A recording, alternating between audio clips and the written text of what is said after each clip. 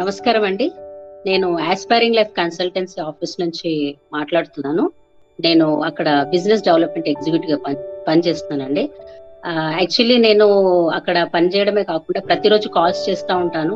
బంగ్లాదేశ్‌లో ఎంబీబీఎస్ గురించి చెప్పడానికి. అక్కడ స్టడీ ఎలా ఉంటుందని. ఒక జాబ్ కాకుండా నేనొక పేరెంట్ కూడా అండి. అంటే ఒక అమ్మాయి అక్కడ బంగ్లాదేశ్‌లో ఈస్టర్న్ మెడికల్ కాలేజ్‌లో తను ఎంబీబీఎస్ ఇప్పుడు సెకండ్ ఇయర్ చేస్తుంది. తన పేరు డెబోరా టానియా. ఆహ్, ఆహ్, తనని నేనిప్పుడు ఇంట్రొడ్యూస్ చేయబోతున్నాను మీకు. అంటే తన ఒక ఎక్స్‌పీరియన్స్ మీరు వినగలుగుతారు. Hello, my name is Deborah. నేను ఇక్కడే హైదరాబాద్లో పుట్టి పెరిగాను. ఇంకా నేను ఇప్పుడు 21 years and I'm studying in Eastern Medical College which is in Bangladesh. And నేను స్కూలింగ్ కూడా ఇక్కడే చేశాను, కేంద్రీయ విద్యాలయాలో. అది చాలా ఫేమస్. ఇంకా మమ్మీ ఆల్రెడీ ఇంట్రడ్యూస్ చేసింది. She is not only an employee but my mother class. So uh,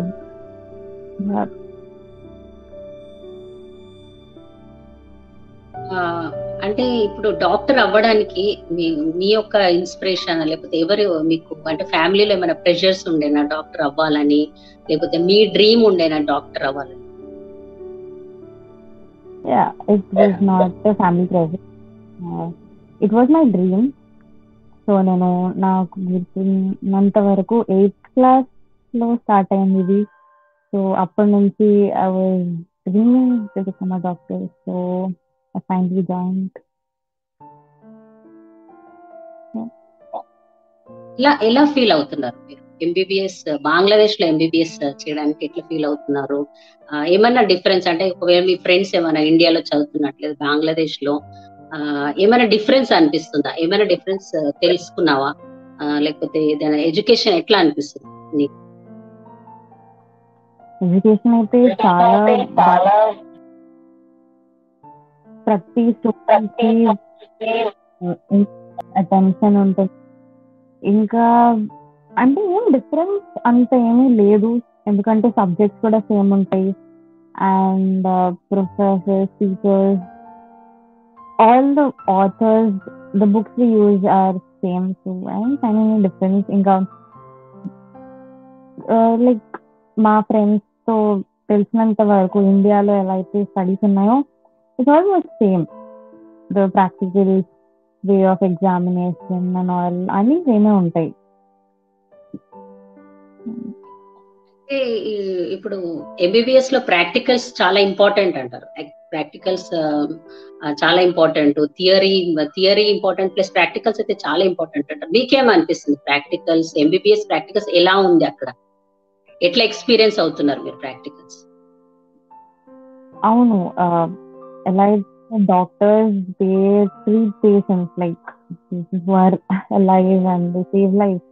so practicals చాలా ఇంపార్టెంట్, ఎందుకంటే ఇప్పుడు సర్జన్స్ సర్జరీ చేసేటప్పుడు they have to know where అంటే ఏ ఆర్గన్ ఎక్కడ ఉంటుంది, ఎలా డైసెక్ట్ చేయాలి. సో ఇండియాలో ఎలా అయితే ఉంటుందో కెడావర్స్ సేమ్ అలానే మాకు బంగ్లాదేశ్లో కూడా ఎవ్రీ బ్యాచ్కి మాకు కెడావర్స్ ప్రొవైడ్ చేస్తారు.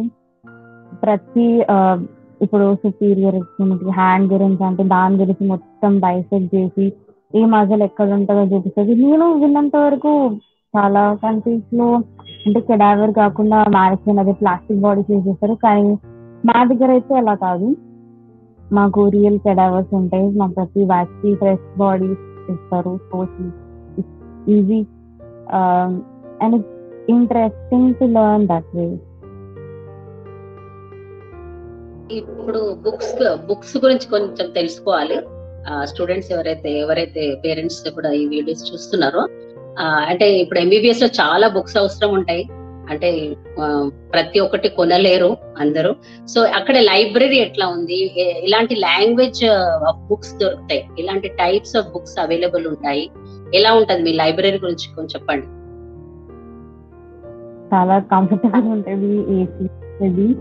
అండ్ మోస్ట్ ఇంపార్టెంట్ బుక్స్ ఎలా అయితే చెప్పానో సేమ్ ఆథర్స్ యూజ్ చేస్తాము. Indian books లాంటివే.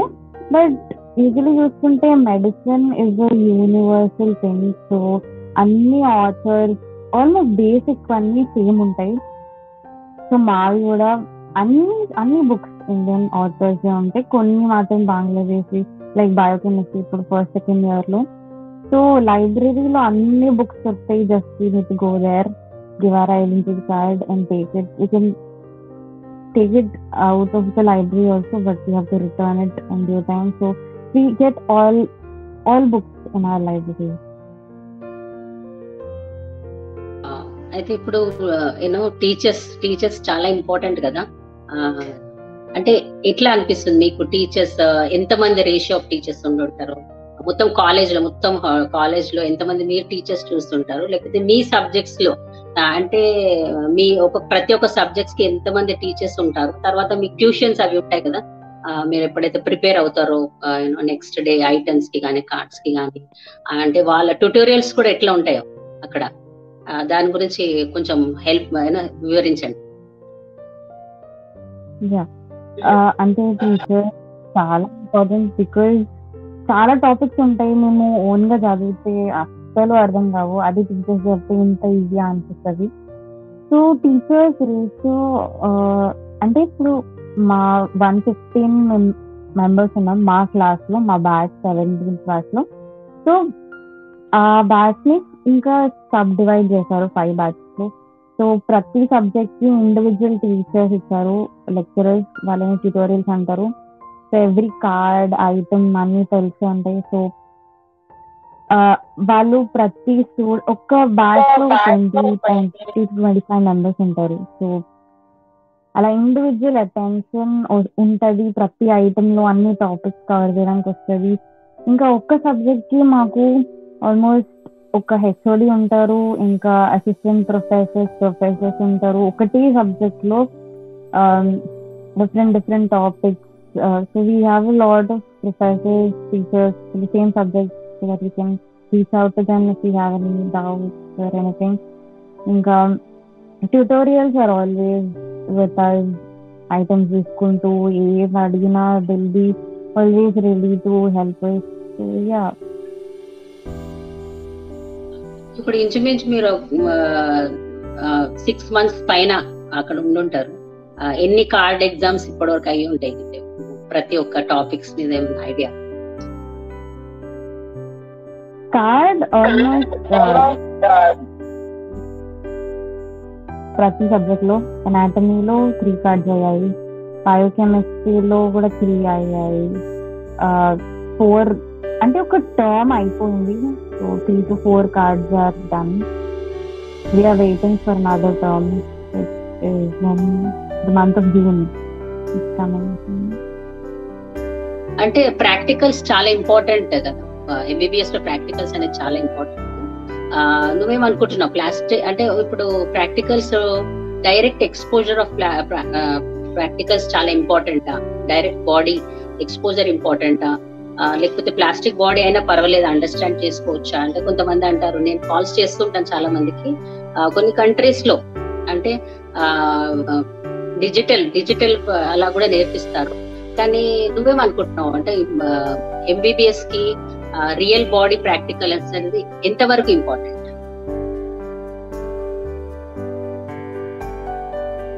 ప్రాక్టికల్ చాలా ఇంపార్టెంట్. అంటే ప్లాస్టిక్ బాడీస్ మీద చాలా కష్టం. మీకు నర్వ్స్ ఎలా ఉంటాయి, ఎక్కడెక్కడ సిచ్యువేటెడ్ ఉంటాయి, ఇంకా ఆర్టరీస్, వెయిన్స్ అని దానికి ఫీల్ చేస్తేనే కదా ఒక పర్సన్ కి అర్థమవుతుంది. అండ్ అదే told before that doctors deal with people who are alive, and I mean they're going to treat people to save their lives. So they definitely need exposure to real cadavers and not plastic bodies, because దాంట్లో ఏమి అంటే plastic body ఏమీ అర్థం కాదు. Like mostly అర్థం అవుతుంది body parts ఇక్కడ ఉన్నాయి, ఇక్కడ ఉంటాయి అని. కానీ కెడావర్ రియల్ గా చూస్తే ఆ ఒక ఫీలింగ్, ఇంకా మనం రియల్ బాడీతో డీల్ చేస్తున్న ఫీలింగ్ ఒకటి ఉంటది. ఇంకా మనకి ఇక్కడ ఎలా వెళ్తుంది, ఎలా ఉంటుంది, మజిల్స్ ఎలా ఉంటాయి, దాన్ని టచ్ చేసి ఫీలింగ్ డిఫరెంట్ ఉంటుంది. And it is really important, not only feeling ఇవన్నీ కాదు, కానీ సర్జన్స్ కన్నా ఫిజిషియన్స్ కన్నా ఎలాంటి డాక్టర్ కన్నా పోషర్ చాలా ఇంపార్టెంట్. గుర్తుంది ఫస్ట్ డే ఎక్స్పోజర్ ఎట్లా ఫస్ట్ టైం బాడీని ప్రాక్టికల్స్ డైసెక్షన్ రూమ్ లో చూసినప్పుడు నీకెట్లా అనిపించింది? అంటే ఒకవేళ నేను ఉంటే మాత్రం టోటల్ గెట్స్ నీ యొక్క అంటే దానిపైన ఏమనుకుంటున్నావు, ఎట్లా అనిపించింది, నీ ఎక్స్పీరియన్స్ ఏంటి? మెస్మరైజింగ్ అంటే ఇలా ఉంటుంది, దాంట్లో నుంచి స్ట్రక్చర్స్ ఎలా బయటకు వస్తాయి, అవన్నీ చాలా ఇంట్రెస్టింగ్ గా ఉండే. ఇంకా కెడావర్ ఫస్ట్ టైం చూసినప్పుడు అయితే చాలా భయం వేసింది, ఎందుకంటే యూజువల్ గానే ఎవరైనా చనిపోతే నేను చాలా తక్కువ వెళ్ళాను. అండ్ ఆ ఫార్ములన్ స్మెల్ పడలేదు, కళ్ళలో నీళ్ళు, ఇంకా గొంతులంతా మంటగా ఉండేది. So it was really scary for first time, కానీ అలవాటు అయిపోయింది. వెళ్తా ఉంటాం ఇప్పుడైతే, ప్రతి సార్లు ప్రతి టాపిక్ మీద చెప్తారు. సో ఫస్ట్ టైం అయితే నేను కెడావర్ చేసే చూస్తా ఉన్నా, అంటే సడన్ గా చూస్తే ఏమవుతుంది అనే భయంతో. That was my first experience. ఇక్కడ ఇప్పుడు 6 months నుంచి ఎక్స్పీరియన్స్ ఉంది. హాస్టల్ ఎట్లా ఉంది, క్యాంపస్ ఎట్లా, క్యాంపస్ లోపలే ఉందా లేకపోతే కాలేజ్ కొంచెం బయటికి ఏమైనా ఉందా, ట్రావెల్ చేస్తారా, లేకపోతే బిల్డింగ్ అకాడమిక్ బిల్డింగ్ మీ క్యాంపస్ లోనే ఉందా? నీ యొక్క హాస్టల్ ఎక్స్పీరియన్స్ కూడా చెప్పండి. నేను ఎప్పుడు హాస్టల్లో ఉండలేదు, ఫస్ట్ టైం, కానీ it is really safe and comfortable over there. చాలా క్యాంపసెస్ అంటే చాలా కాలేజెస్ లో హాస్పిటల్ వేరే దగ్గర, కాలేజ్ వేరే దగ్గర ఉంది, కానీ మా ఈస్టర్న్ మెడికల్ కాలేజ్ లో అయితే హాస్పిటల్ ఇంకా కాలేజ్ సేమ్ క్యాంపస్ లోపల ఉంటాయి. Hostel experience is good, like friends అంతా. It took me some time to adjust, but now it's all sorted. I am doing well over there. There was a civil studying, making fun and also. Yeah, it is.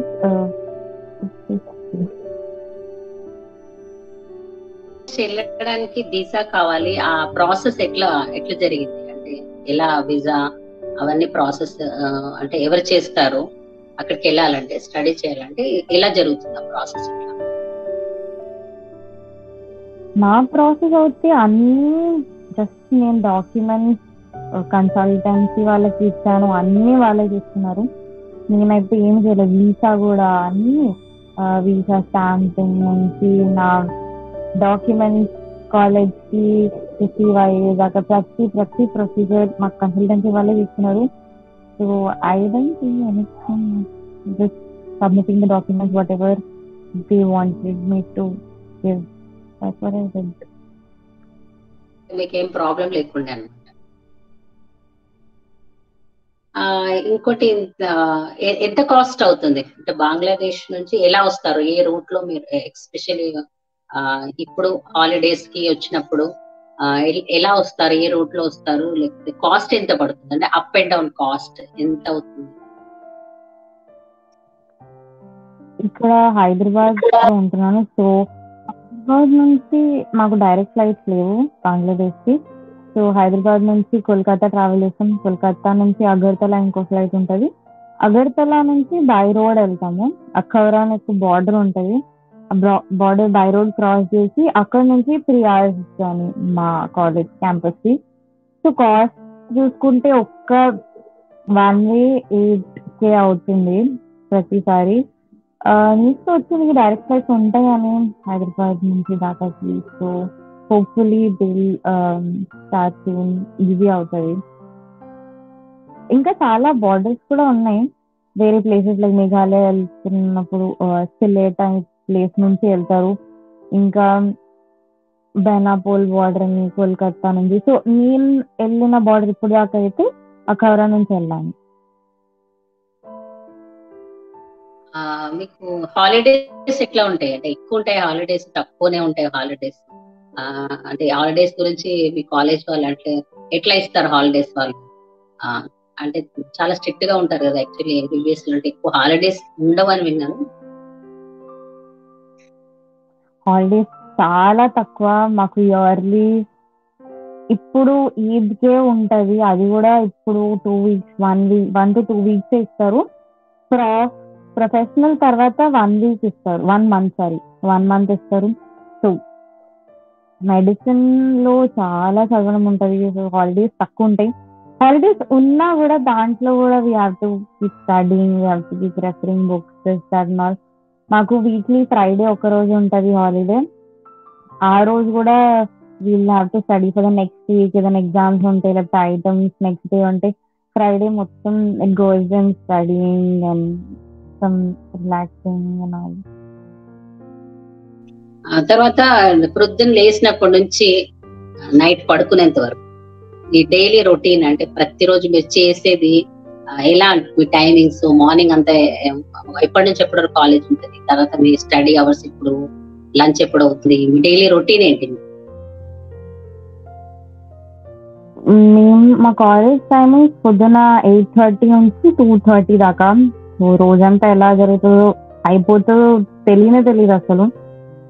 వెళ్తాము, మేము లేచేది 8 o'clock because మేము night late గా చదువుకోవడం, late గా నిద్రపోవడం చేస్తాం. So morning తొందర లేగము, చాలా మంది 8కి లేచి 8:30కి వెళ్ళిపోతాం కాలేజ్కి.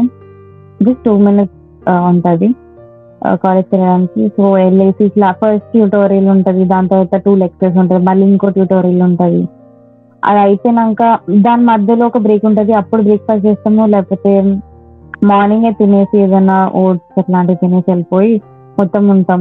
2:30కి వచ్చి తింటాం, లంచ్ తినేసి మళ్ళీ రూమ్స్ లోకి వెళ్ళిపోయి కొంచెం సేపు రిలాక్స్ అయ్యి పడుకొని మా పనులు చేసుకొని దాన్ని taking rest and then we start studying for the next day or the coming exams.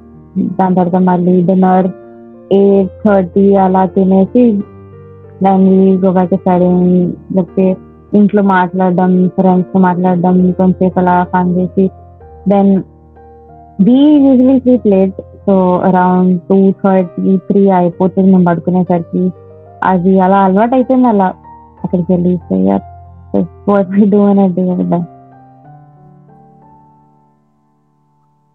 అంటే అనిపిస్తుందా మీకు అయ్యో నేను ఎంబీబీఎస్ ఎందుకు చూస్ చేసుకున్నాను, వేరే స్ట్రీమ్ చేసుకున్నట్టయితే కొంచెం రిలాక్సేషన్ ఉండేది కదా, ఇందులో అయితే చాలా కష్టం, నా లైఫ్ అంతా డెడికేట్ చేయాలి, ప్రతిరోజు కూడా ఈ రొటీన్ అనేది ఉంటది నా లైఫ్, అందుకని ఎప్పుడైనా రిగ్రెట్ అయ్యారా? ఆబ్వియస్లీ అది అంటే ప్రతిరోజు ఐటమ్స్, కార్డ్స్, ఎగ్జామ్స్ ఇచ్చి ఫ్రస్ట్రేషన్ లో అనిపిస్తుంది. అబ్బా ఈ ఏజ్ లో మా ఫ్రెండ్స్ అందరు ఎంత ఎంజాయ్ చేస్తున్నారు, నేను ఎందుకు ఎంజాయ్ చేయట్లేదు అది. But whenever I remember the starting point, why I chose this, and what is going to be my destination, how will I end up treating people who are in need, that makes me happy. And ఈ regret అనేది ఉండదు. Starting లో చాలా ఉండేది ఎందుకు చూస్ చేసుకున్నాను, కానీ ఇప్పుడు studying deeper and deeper I always think and we always encourage each other. మా ఫ్రెండ్స్ లో కూడా no we are going to be something different one day after all these studies, after all these struggles and all these things.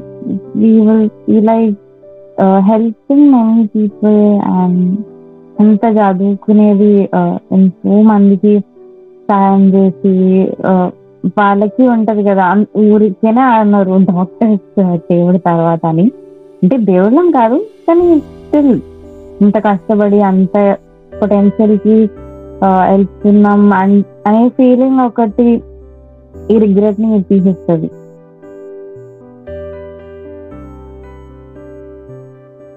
అయితే now that you have entered already second year, time చాలా fast గా అయిపోయింది. అదే first అంటే ఈ year లో subjects ఏముంటాయి మీకు, ఏమేమి సబ్జెక్ట్స్ మీరు చదువుతున్నారు ఇప్పుడు present? First second year same ఉంటాయి, అంటే కంటిన్యూషన్ ఉంటుంది. First and second year Bangladesh లో అయితే 1.5 years. సో మాకు 3 subjects ఉంటాయి ఫస్ట్ సెకండ్ ఇయర్ లో: anatomy, biochemistry, physiology.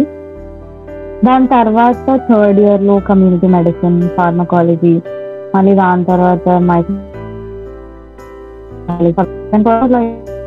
Second year లో మళ్ళీ ఆ 3 subjects లో ఎనాటమీలో డిఫరెన్స్ ఉంటాయి కొన్ని sub divisions, like embryology, general anatomy, histology అవన్నీ ఉంటాయి. Physiology, biochemistry general like normal ఉంటాయి.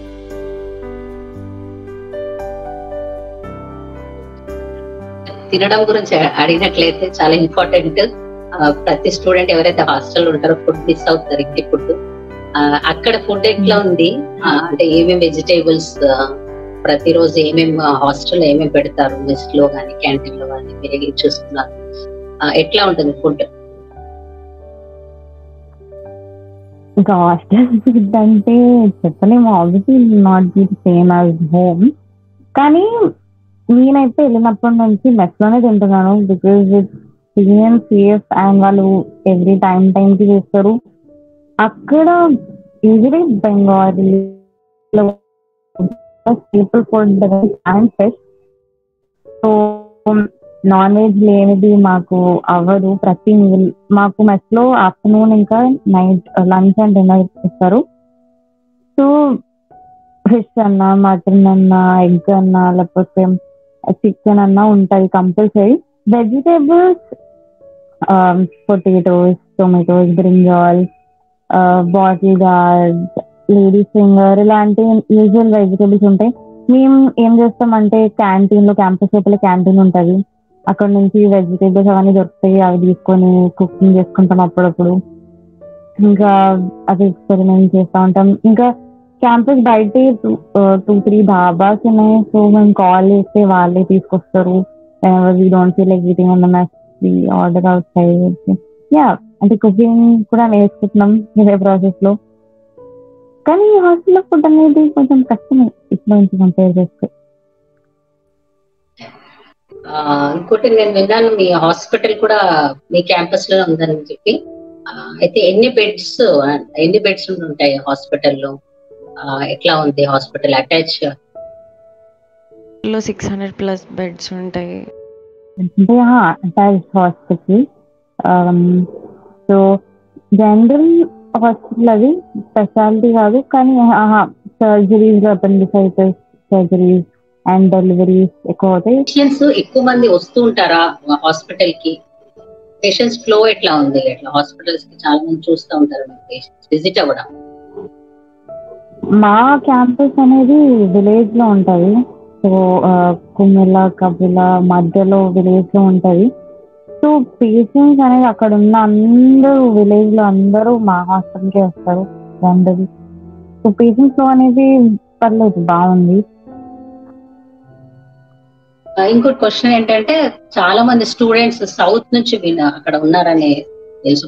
చాలా కాలేజెస్ లో మోస్ట్లీ అంటే 50%, 20% సౌత్ ఇండియన్స్ అక్కడ, కేరళైట్స్ కానీ మా తమిళనాడు నుంచి ఎక్కువ మంది స్టూడెంట్స్ ఉన్నారు. అంటే వాళ్ళకి ఏదైనా లాంగ్వేజ్ ప్రాబ్లం ఏదైనా ఫేస్ చేస్తుంటారా? అంటే నీ రూమ్ లో కూడా నీ ఫ్రెండ్స్ కానీ ఉంటే వాళ్ళు ఏమైనా బెంగాలీ ఏమైనా కోర్స్ అవసరమా? బెంగాలీ కోర్సు లేకపోతే ఈజీగానే అండర్స్టాండ్ అవుతుంది? బెంగాలీ అంటే ఎట్లా ఉంటుంది నీకెట్లా, అంటే నీకు కూడా ఎలా అర్థం అవుతుందా? నాకు Hindi I'm okay with Hindi, ఎందుకంటే సెంట్రల్ స్కూల్లో చదివాను. హిందీ వచ్చిందంటే బెంగాలీ ఈజీగా అర్థం అవుతుంది. నాకైతే 1 month నుంచి అర్థం అవడం స్టార్ట్ అయింది. కానీ సౌత్ లో మోస్ట్లీ హిందీ అంత రాదు. సో అంటే అంత కష్టం కూడా కాదు బెంగాలీ. ఇప్పుడు మా బ్యాచ్ లో అందరు సౌత్ ఇండియన్సే ఉన్నారు. సో వాళ్ళకి నాకన్నా ఎక్కువ వర్డ్స్ తెలుసు చాలా మందికి. So it's not that hard to learn. Specific గా కోర్స్ ఏం అవసరం లేదు. బట్ డే 1 నుంచి కావాలంటే you can watch movies and it's a easy language to understand, and you have to start interacting with your Bengali friends. That makes it easier for you to get the hang of it. ఆ, అయితే ఇప్పుడు అంటే మీ experience ద్వారా అంటే exam papers తెలుసా మీకు? University teachers provide చేస్తారా, university నుంచి వస్తుందా? అంటే యూనివర్సిటీ వాళ్ళు తయారు చేస్తారు పేపర్స్, మీ ఫైనల్ ఎగ్జామ్ పేపర్స్? అంటే మీ సీనియర్స్ మీకు ఎవరైనా చెప్తుంటారు మీ సీనియర్స్ కలిసినట్టుగా? ప్రొఫెషనల్ ఎగ్జామ్ అయితే యూనివర్సిటీ నుంచే వస్తుంది. వేరే కార్డ్ ఎగ్జామ్ ఐటమ్ ఇవన్నీ మా లెక్చరర్ చేస్తారు. కానీ ప్రాఫ్ చేస్తే ఫైనల్ ఎగ్జామ్ ఉంటుందో ఎవ్రీ ఇయర్ ఎండింగ్కి, అది యూనివర్సిటీ మాది సిఎంయు యూనివర్సిటీ, చిట్టగాంవ్ మెడికల్ యూనివర్సిటీ నుంచి వస్తుంది. ఇప్పుడే రీసెంట్ గా ఒక 2-3 years నుంచి ఆ యూనివర్సిటీ వచ్చిందంట. ముందు చిట్టగాంవ్ యూనివర్సిటీ, ఇప్పుడు చిట్టగాంవ్ మెడికల్ యూనివర్సిటీ నుంచి ఎవ్రీ ఇయర్ పంపుతుంది. మా కాలేజీలో రాసిన final exam and the papers are provided by them, prepared and set. Festivals గురించి ఏమన్నా అంటే ఇప్పుడు వెళ్ళి ఆల్మోస్ట్ ఇప్పుడు జాయిన్ అయ్యి 1 year అయింది, కానీ 6 months నుంచి ఇప్పుడు హాస్టల్ ఉంటున్నాం. దీంట్లో ఏదో దసరా, దివాళీ కానీ, హోలీ ఫెస్టివల్ అయింది, క్రిస్మస్ కూడా అయింది.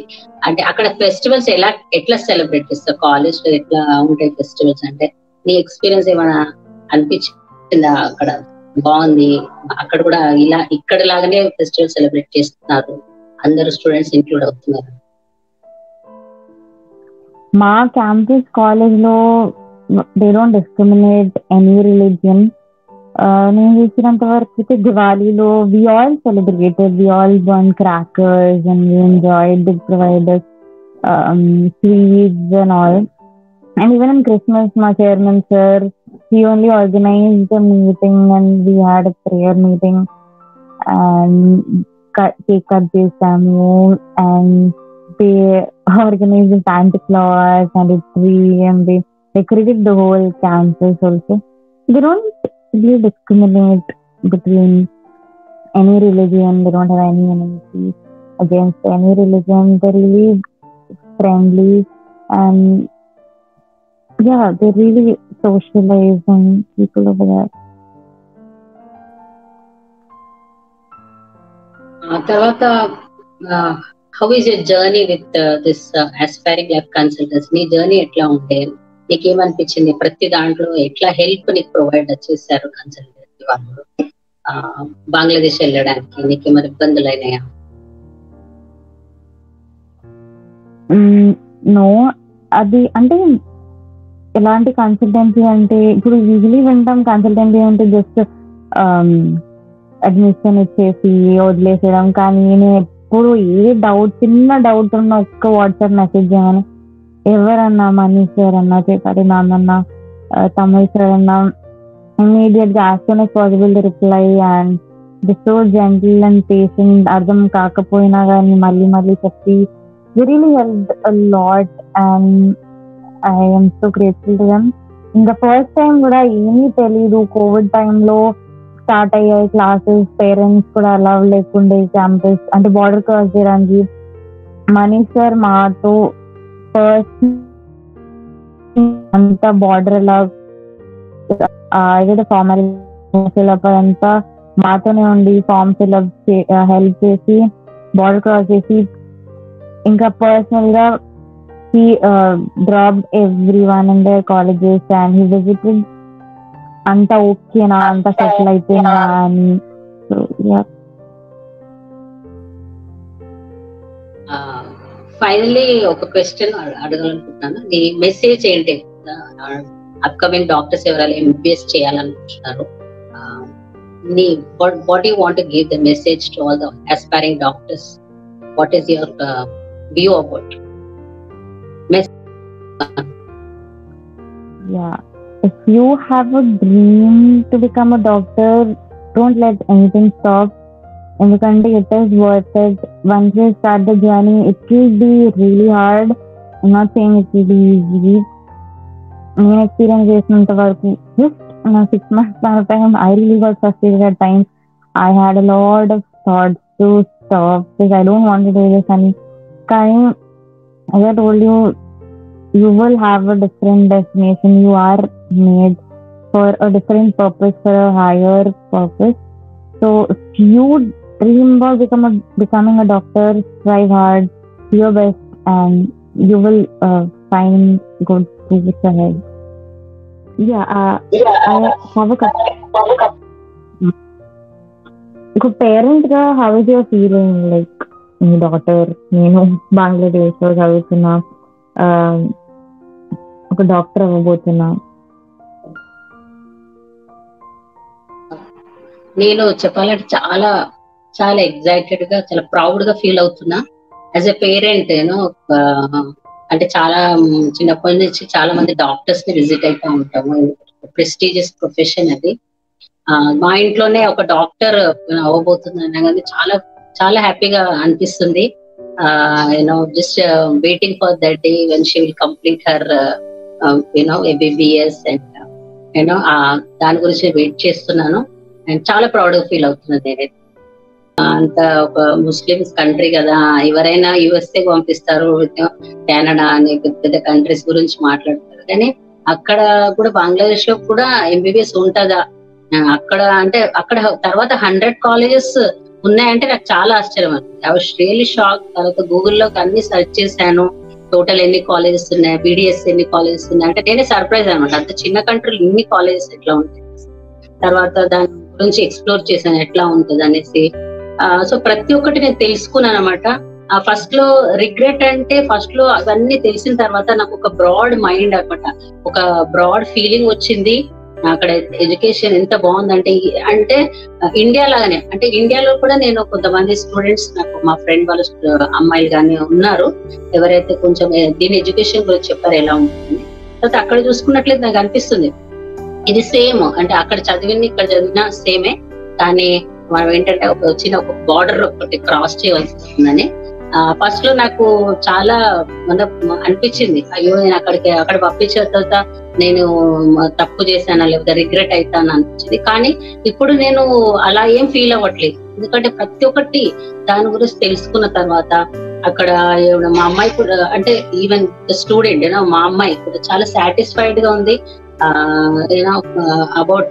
ఎందుకంటే తను 100% నేను చెప్పొచ్చు, తను ABBS కోర్స్ తర్వాత ఈజీగా పాస్ అయిపోతుంది. అంటే అట్లాంటి కోర్స్, అట్లాంటి కోచింగ్ అక్కడ ఇస్తున్నారు. ప్రతి ఒక్కటి తన రోజు నాతో మాట్లాడుతూ ఉంటది, ప్రతి ఒక్కటి అక్కడ జరిగేదని చెప్తా ఉంటది. And right now what I had regrets before, now I'm not having that. And నాకు ఇప్పుడు అంటే హ్యాపీగా ఫీల్ అవుతుంది that I made very good and right decision. Yeah, one last question. Do you have any worries about Bangladesh? అంటే నేను అక్కడ ఉంటున్నా, అక్కడ ఫుడ్ ఎలా ఉంటది అని వరీస్ ఇంకా ఏమైనా ఉన్నాయండి? ఫస్ట్ 1 month 2 months అప్పుడైతే కొంచెం వరి అనిపించింది. అంటే ఎట్లా ఉంటది, ఆ ఫుడ్ కి అడ్జస్ట్ అవుతుందా లేదా, ఇంట్లో ప్రతి ఒక్కటి కూడా కాంప్రమైజ్ అవుతుంది. ఇది ఇలాగానే ఉండాలి, అలాగనే ఉండాలని. But finally she got adjusted there. And తర్వాత now they do some cooking also sometimes whenever they holidays. And next days holiday before they prepare all the friends prepare చేసుకుంటారు. తర్వాత mess లో కూడా వాళ్ళకి ప్రతి రోజు కూడా vegetables, non veg ప్రతి ఒక్కటి కూడా వాళ్ళకి ఇండియన్ ఫుడ్ లాగానే అక్కడ ఫుడ్ ఉంటుంది. అండ్ వాళ్ళకి కూడా నేను ఇప్పుడైతే అలాంటి వరి అయితే స్టార్టింగ్ లో ఎలాగైతే ఉండేది ఇప్పుడైతే లేదు. And she got adjusted and I'm very happy about it. అయితే నేను ఏం చెప్పాలనుకుంటున్నా అంటే, ప్రతి ఒక్క పేరెంట్స్ కి ప్లీజ్ ఈ వీడియోస్ చూసిన వాళ్ళందరికీ ఇది నా ఒక రిక్వెస్ట్ ఏంటంటే, ప్లీజ్ మీరు దీని గురించి ఇంకా తెలుసుకోవాలనుకుంటే ప్రతి ఒక్క వీడియోస్ మనీష్ చేసిన చాలా వీడియోస్ ఉన్నాయి, స్టూడెంట్స్ వ్యూస్ చేసినవి ఉన్నాయి, ప్రతి కాలేజ్ గురించి కూడా ఎక్స్ప్లోర్ చేస్తున్నాయి. ఇవన్నీ చూడండి, తెలుసుకోండి అక్కడ ఒక స్టడీ గురించి. Thank you so much for watching this video. And please మీకు నచ్చినట్లయితే లైక్ చేయండి అండ్ సబ్స్క్రైబ్ చేయండి. Thank you.